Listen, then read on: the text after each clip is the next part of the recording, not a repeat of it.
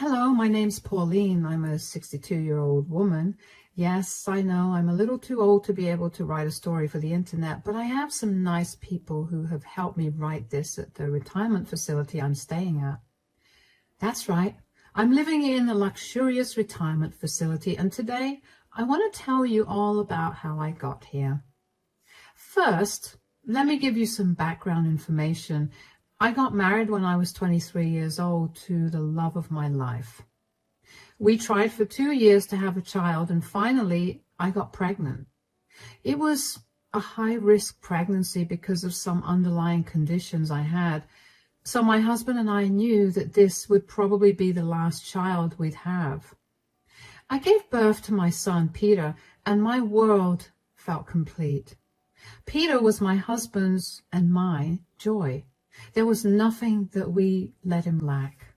Unfortunately, when Peter was 10 years old, my husband passed away. It was devastating for both of us, but we held on to each other to make it out of the grief. I raised Peter single-handedly after that. It was very hard. My husband and I barely got by when both of us were working, so after his death, taking care of all our bills fell on my shoulders. For the first 2 to 3 years, I struggled a lot. There were days when I'd go hungry so Peter would eat. Yes, I saw some rough days, and thankfully they got better after that. I found a better job with a lot more benefits. I learned how to invest money and made a bunch of smart investments. I managed to save and pay for the entirety of Peter's college as well. I didn't want Peter starting off with any loans on his shoulders, so I made sure to work extra hard for that. By the time Peter graduated and was living on his own, I was living more than comfortably. I continued to stay in my same small house because it was a reminder of the happiest days of my life and of my husband. This is only relevant because you'll understand why Peter never suspected me of having saved so much. Anyway, while in college, Peter met my now daughter-in-law, Lindsay. The two of them met in their first year of college and began dating shortly after. They were inseparable, and I was happy for both of them. They brought out the best of each other, and not to mention the only thing that mattered to me was my son's happiness. I did everything I could to make sure he never lacked anything, so it made me happy to see that even his romantic needs were fulfilled by Lindsay. Peter and Lindsay moved in together after they graduated. They didn't visit me as much, but I made sure to visit them whenever I could. We spent holidays and other occasions like birthdays together, but that's it. This was how it worked for a few years, so imagine my surprise when Lindsay suddenly invited me over to their place for dinner on a random Tuesday. I accepted the invite and went over. Peter and Lindsay seemed a little nervous, but I dismissed it. We had a great dinner, and once we were done with it, I thanked them for it. Thank you for inviting me over to your place for dinner, you two. It was lovely. Of course, Mom. I hope you liked what you had for dinner. I mean, I spent a lot of time cooking it, and I specifically made what Peter told me was your favorite. Whoa, I loved it. It was delicious, I promise. Why do you look so nervous, though? Is something wrong? Well, Mom, we actually had to ask you something. Oh? Of course, go ahead and ask away. So, you know how Lindsay and I have been dating since freshman year in college? Yes. Well, this weekend, Peter proposed to me. Oh my God, that's wonderful. I'm so happy for you two. Congratulations. Thank you, Mom. Yeah, I really didn't think the proposal would happen anytime soon, considering we've been dating for 8 years now. That's Peter for you. He loves to make you wait, but, not to be like this, but what does this have to do with needing to ask me something? Yeah, so about that. Since we've gotten engaged, Lindsay and I have been discussing the kind of wedding we want, and after taking a look at our savings, we've realized that we're going to have to wait a lot longer than we thought to have the wedding of our dreams, so we were wondering if maybe you could help pay for the wedding? Of course, why wouldn't I? My only son is getting married, and you bet that I'm going to make sure he gets the wedding of his dreams. Really? Of course. Why in the world were you two so nervous about this? Did you honestly think I'd turn you down? Well, we asked my parents and they adamantly told us that they weren't helping, only because they don't have much money to spare right now because they're paying for my sister's college. Oh, I don't have any big bills to pay off right now, so of course I'll help. But you have to promise me that the two of you will make some time to see me more frequently. Of course, Mom. That goes without saying. I was ecstatic for Peter and Pauline. I was so happy that they were finally tying the knot. I mean, it's every mother's dream to see their child get married and then have a stable life. And if I could help make that dream a reality, why would I not? Peter and Lindsay were constantly telling me how grateful they were for my help, and I kept assuring them that there was no need for so much gratitude. I won't mention the exact amount, but I did spend a lot of money on their wedding. They both wanted a big wedding with nearly 150 guests, and I was not going to deny my only son what he wanted for his big day. So I never set a budget with them, and I had no problem with how much I spent. I still don't. After they got married, over the next few years, I continued to help them out financially. When they needed help putting down a down payment for their house, I loaned them the money. When they needed help purchasing new cars, I loaned them the money. When they were generally low on money at the end of the month, I helped them out. Once again, this is relevant, which is the only reason I'm saying this. I'm not a bitter old lady, I promise. I enjoy being able to help them because I considered it part of my duty as Peter's mother to make his life easier than mine was. Anyway, aside from all the financial help, Peter, Lindsay, and I got a lot closer as a family. We called each other every other day just to check in, and also made it a point to meet once a week or every other week for dinner, and on some occasions, lunch. These dinners or lunches were either hosted at my place or theirs.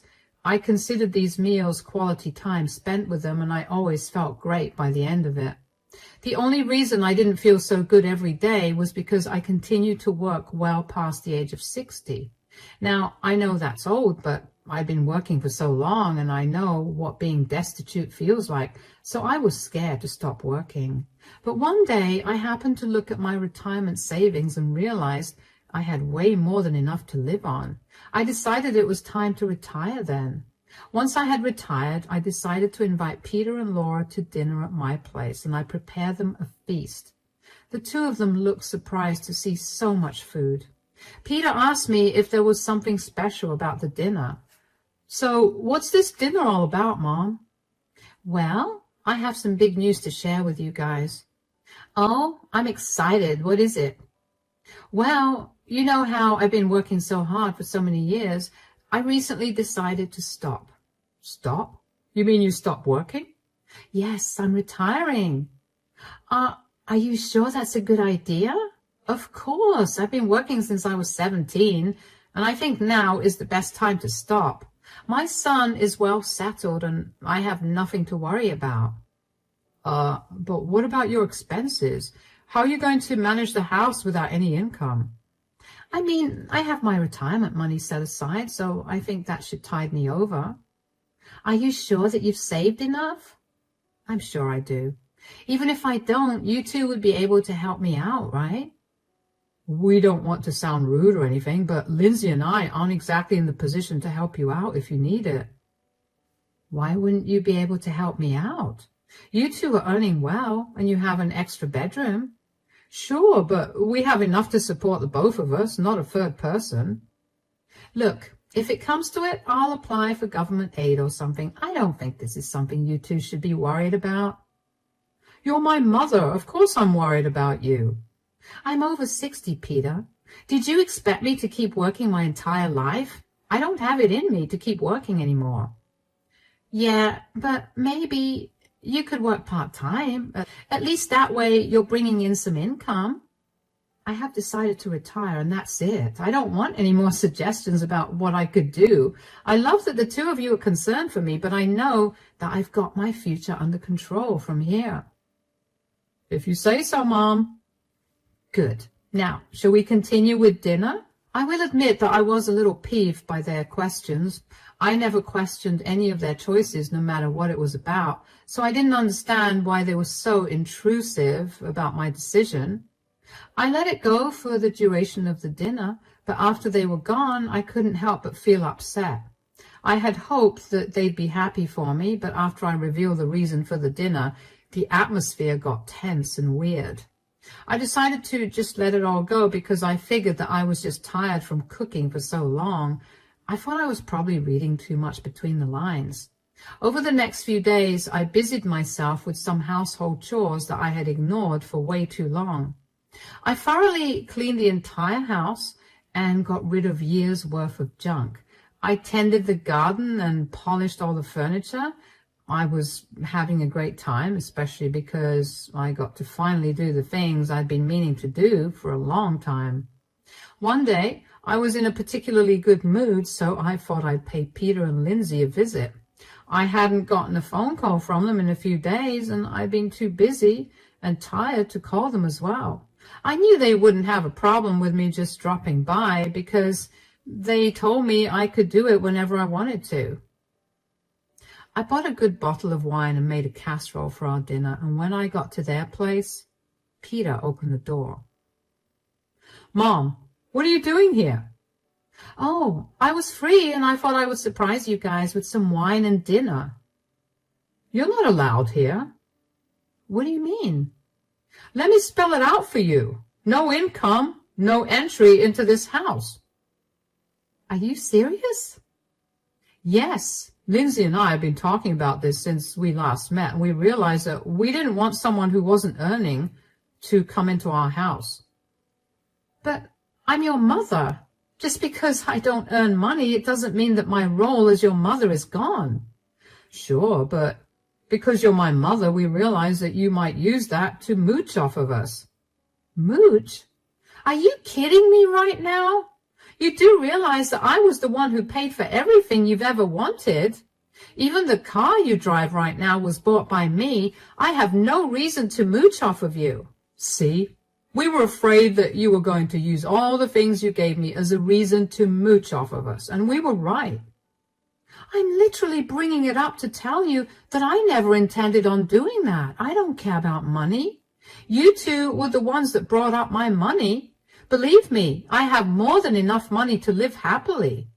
"I don't buy that. You probably have enough for a few years, and then you'd come crawling back to us and asking us to give you money. I'm just setting my foot down now so I can stop all of that from happening." "So what? Because I've retired, you're going to cut all contact with me? That's a little crazy, don't you think?" "First of all, I'm not cutting contact with you. I'm simply telling you that you won't be allowed into our house. I don't want you thinking that you can just show up whenever and then one day decide that you never want to leave. We can meet whenever you want at either your house or anywhere else outside. Secondly, nothing about this is crazy. I'm just being careful." "You know what? You're right.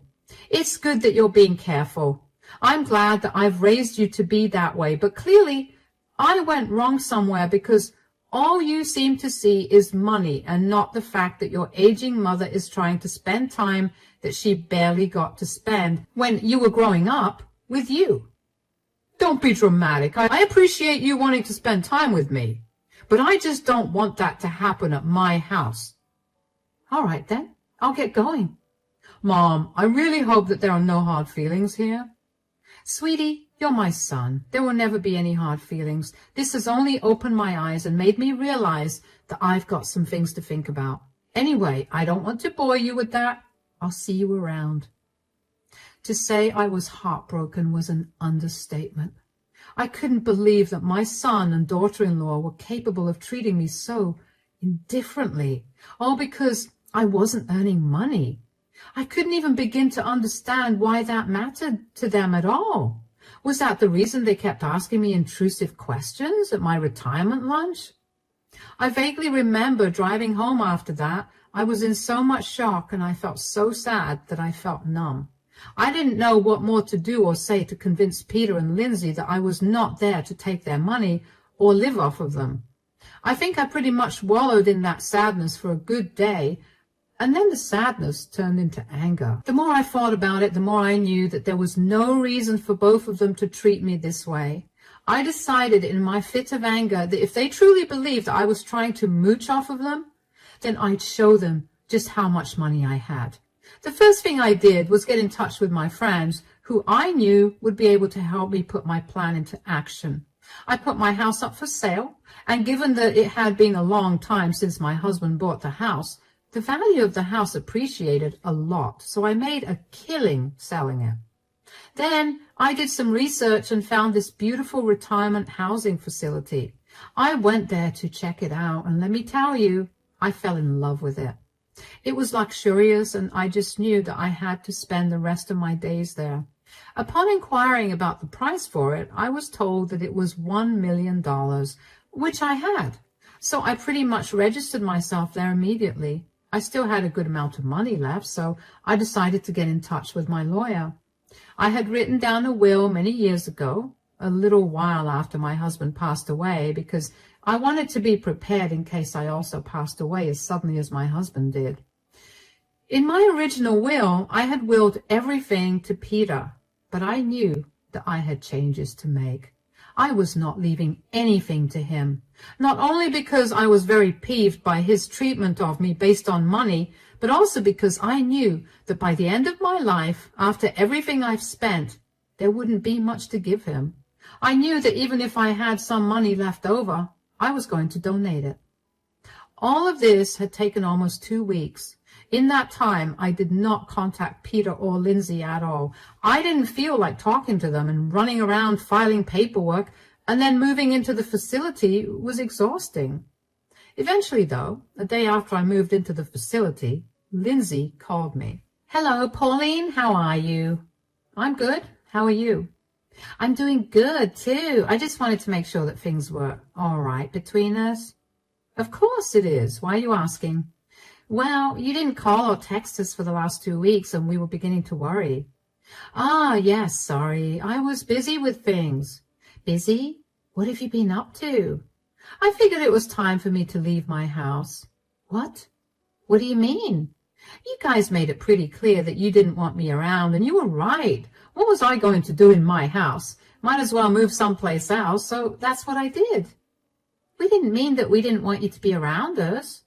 "Oh, you don't have to sugarcoat it. I understood perfectly what Peter was trying to say. Look, I'm sorry that you felt that way, but that was not what he meant at all. You shouldn't have uprooted your home because of that." "It's okay. I got a good deal on the house, so now my retirement fund got even fatter." "Where did you even move to? Are you in a safe neighborhood?" "Oh, it's the safest neighborhood, if you could even call it that." "What do you mean?" "You know what? I'm way too busy right now to explain this to you, so why don't you and Peter pop over this weekend?" Sure. Just tell me that you're safe, though. We've been worried sick about you."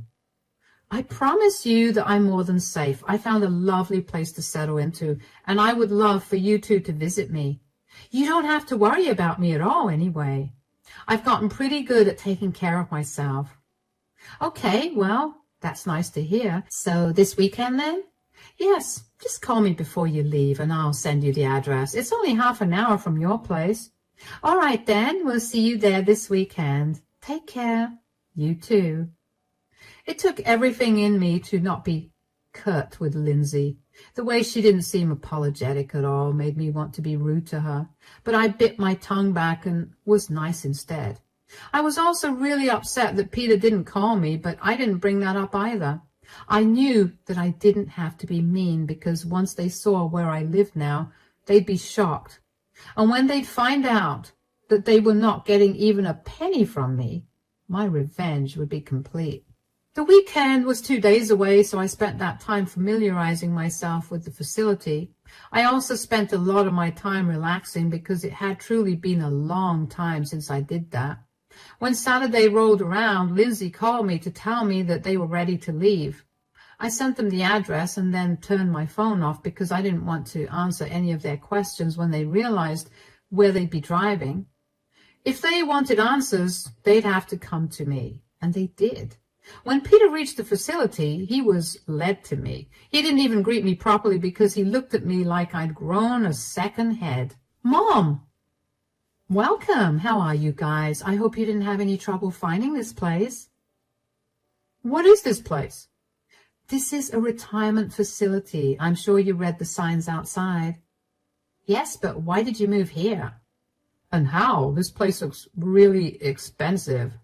Well, I figured since neither of you two were keen on meeting me regularly, I'd move into this place.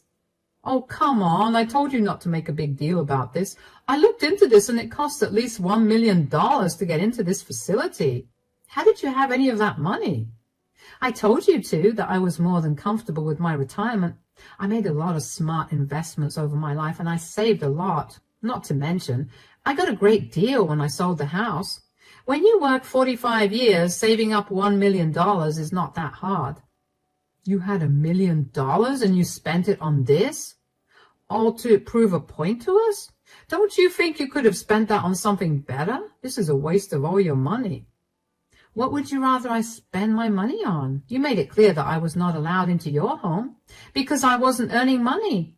I wanted to spoil both of you, but you rejected that, so I thought I might as well make the best of my retirement years before it's time for me to go. Look, we get that you're upset with us, but you shouldn't have spent all your money on this. Who said that I spent all my money on this? I still have more than enough to tide me over for the rest of my life. What? I told you that I had everything ready for me. When you told me I wasn't allowed into your house that day, I realized that I needed to turn things around. I didn't think I'd be able to host you two at my place without feeling some resentment towards you, and I didn't want to spend my time alone at all times, so this was my best option. Mom, we're so sorry. We didn't mean to make you feel like we were leaving you alone. It's okay, sweetie. Now that I'm done with all the paperwork and lawyer fees, I'm just going to relax here and you two can come over whenever. Lawyer fees? Oh, yeah. I had to redo my will because, you know, a big chunk of my savings went into financing my stay at this facility. Oh, so how much exactly is left for me? Left for you, sweetie? I have nothing left to give you. What? What do you mean? Well, I spent a good portion on this place, and the remaining amount is my fund money and my medical expenses. There's nothing left to give you. Are you being serious right now? You blew all your money on yourself and you've left nothing for your son? If I remember correctly, you two were making enough to support yourself, so you clearly didn't want me to help, right? You're psychotic. You got so upset at your son that you cut him out of your will and spent all your money on yourself. I worked hard for this money. I provided Peter with everything he needed, and when I thought he'd be happy that I was done working, he turned around and showed me his true colors. I was nothing but a big fat wallet for the two of you. Spending this money on myself is the first treat I've ever given to myself. But a treat that cost this much? This doesn't even compare to how much I've spent on you, Peter. You know that we're planning on having children soon. You couldn't have put aside something for them. You're making enough to save up, Peter. I'm done helping you out. You were being careful by not letting me into your house, right? So be careful with your money now, and you can have children. Oh, you're impossible. Don't expect us to visit you after this. That doesn't bother me. You hurt me enough that day when you refused to let me into your house. You know where the exit is. Bye. Peter stared at me with the angriest look I've ever seen before grabbing Lindsay's hand and leaving with a huff. I was relieved that I didn't have to deal with any more of his tantrums. I felt bad that I was not going to be leaving him with anything, but I knew that it was not going to teach him anything. Besides, I didn't want Peter to feel bad after I was gone. I wanted him to understand why he was wrong for treating me differently just because I was no longer earning any money. Peter refused to talk to me after that day, but Lindsay did not stop blowing up my phone with texts that told me how horrible I was as a person and as a mother for doing this to Peter. I initially explained myself to her again. I told her that while this may seem rude to them, I was nothing but nice to them the entire time. It was beyond rude and hurtful when they turned their backs on me, especially when I was the one who helped them get settled into adulthood. Lindsay only went off on me some more for holding that over their heads. Initially, I did feel bad about that. I never meant to hold anything over their heads. I helped them out because I didn't want Peter to ever struggle. I know firsthand what it's like to struggle and have no one to help you out. So the last thing I wanted was for Peter to go through the same things that I went through. I was only bringing it up because I saw no other way to make my point about how hurtful their actions were. However, the more I thought about it, the more I realized that they were only trying to guilt-trip me for spending my money on myself. I don't know if that was their twisted way of dealing with their guilt, or if they genuinely thought I was a bad person, but I couldn't bring myself to care. If they apologized to me, I would be more than happy to resume a happy relationship with them. Even if they did not apologize, I know in my heart that I did nothing wrong against them. I did everything to provide for Peter and never once spent on myself the way that I did on him, which I know is my duty as a mother. But even when I had money and Peter was living on his own, I still spent on him more than I did on myself. There's no reason for me to feel bad about making the last years of my life more comfortable, especially since my own son told me that he did not plan on helping me out. Anyway, I decided to mute Lindsay's chat so she could go on ranting for however long she wanted and I wouldn't have to constantly be reminded of her and Peter. It's been nearly 2 months since I last spoke to Peter or Lindsay, and I can honestly tell you that I'm at peace. I'm enjoying my time at this retirement facility, and I finally picked up some of my old hobbies again. I'm happy and stress-free after so many years, and I'm going to make sure that nothing ruins this for me.